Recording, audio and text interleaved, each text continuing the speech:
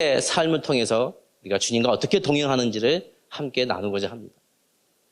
동행하면서 제가 이 말씀을 준비하면서 한 가지 그림이 제 마음 가운데 떠올랐어요. 이 그림이 어느 분 그림인지는 저는 모르겠어요. 우리 교회에 그때 전시할 때 있던 그림 제가 너무 감동을 받아서 그때 찍어놓은 거예요. 혹시 이 그림의 저자가 있으면 저 그림을 사고 싶어요, 개인적으로. 너무 저 그림을 통해서 깊은 감동을 저는 받았습니다. 동행하는 모습이죠. 아마 그 두 분 다 여자분 같기도 하고 손을 꼭 잡고 그 길을 가는 이것이 주님하고 동행하는 모습입니다.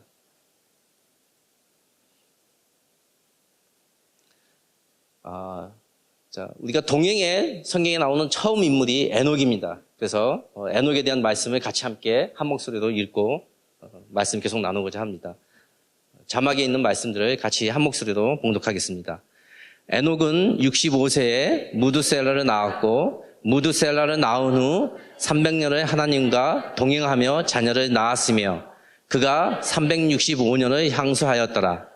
에녹이 하나님과 동행하더니 하나님이 그를 데려가심으로 세상에 있지 아니하였더라. 아멘.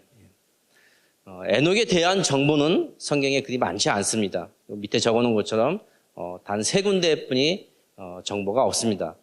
사실 그래서 우리가 에녹에 대한 많은 내용들을 풍부하게 알 수는 없지만 그러나 주님이 저 주신 말씀 안에 과연 에녹이 어떤 삶을 살았기에 그가 동행하는지를 알 수 있을 것 같습니다. 자, 에녹의 일생입니다. 이런 그림 혹시 보셨나요? 저는 이제 성경을 이렇게 이제 읽다가 궁금하면 저렇게 이제 이렇게 만들어 놓는 걸 좋아해요. 그래서 예전에 아주 어렸을 때 제가 저걸 만든 건데요.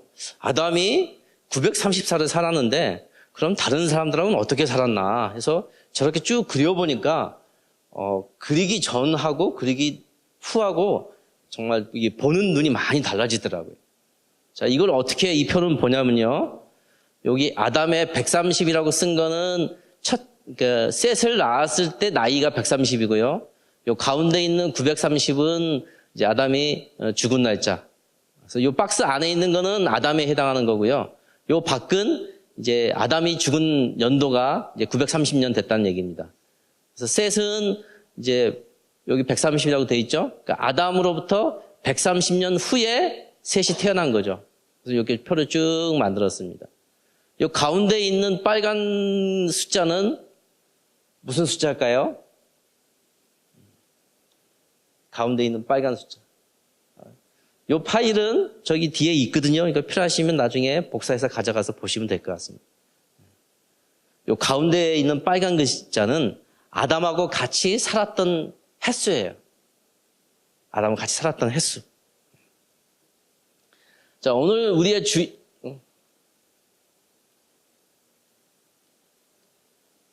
주인공인 에녹인데요. 다른 분들도 나누면 진짜 밤새 해야 되니까 에녹에 일단 집중해서 에녹을 보겠습니다.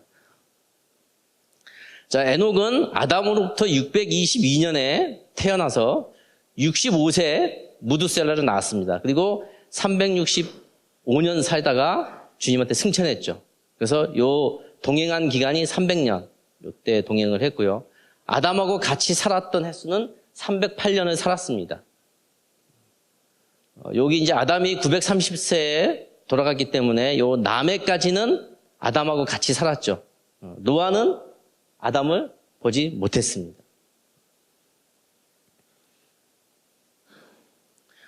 대홍수가 있기 전에 한참 전에 에녹은 들림을 받았고요.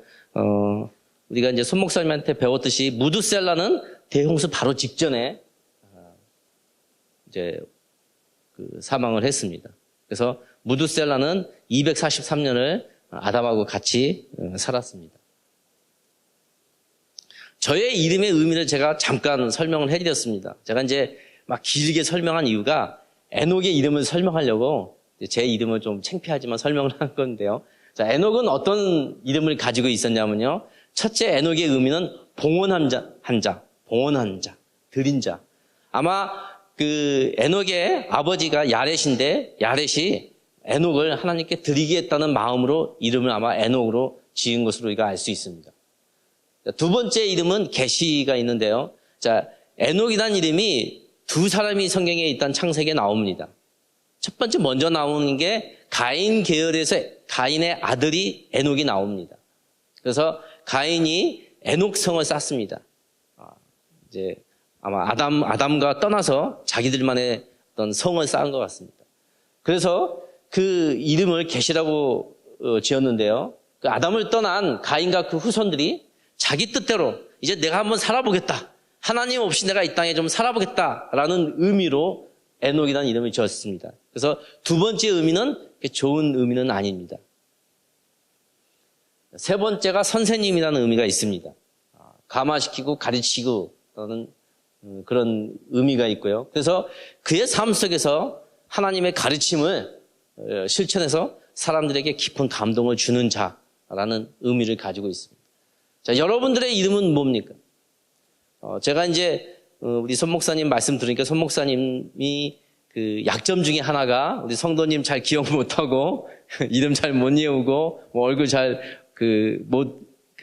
기억하신다고 이렇게 하는 것을 제가 들었습니다. 저도 조금 손 목사님하고 좀 비슷합니다. 이름 잘 못 외우고요. 얼굴 잘 기억을 못하지만 우리 주님은 여러분들 한 분 한 분들을 다 기억하고 계십니다. 자, 여러분들의 이름은 무엇입니까? 아마 누군가가 여러분의 이름을 지었을 것입니다. 그것이 어떤 경로든 어떤 루트로 지었든 하나님은 여러분을 부르신 겁니다. 그 이름 속에 여러분들의 정체가 숨어 있고요. 그 이름 속에 여러분들의 사명들이 숨어 있습니다. 그 이름의 의미들을 다시 한번 생각하는 여러분이 되시길 바랍니다. 자, 에녹은 이러한 이름의 의미를 가지고 그의 인생을 살았습니다. 자, 창세기 방금 읽은 이 말씀을 통해서 우리가 에녹이 어떠한 자인지 크게 세 가지를 볼 수 있습니다. 자, 첫 번째는 에녹은 무두셀라를 낳았습니다. 두 번째는 하나님과 동행했고요. 세 번째는 하나님이 그를 데려가신 자입니다. 이렇게 에녹의 특징을 창세기에서 세 가지를 뽑을 수 있습니다. 자, 첫 번째, 무두셀라를 낳았습니다. 결혼을 했다는 얘기죠. 혼자 낳지는 않았겠죠, 그렇죠?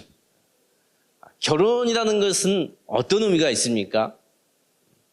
그냥 사랑하는 남녀가 우연히 만나서 결혼해서 애 낳고 뭐 이렇게 살다가 이렇게 하는 그런 의미가 있는 걸까요? 저는 결혼의 의미를 그렇게 보지 않습니다. 하나님은 가정을 통해서 우리의 사랑하는 자녀들과 또한 우리의 남편과 신랑들이 하나님의 아들이 되는데 결혼의 목적이 있다고 저는 생각하고 있습니다. 우리의 가정은 하나님이 맺어주신 것입니다. 우리가 그렇게 고백들을 하죠.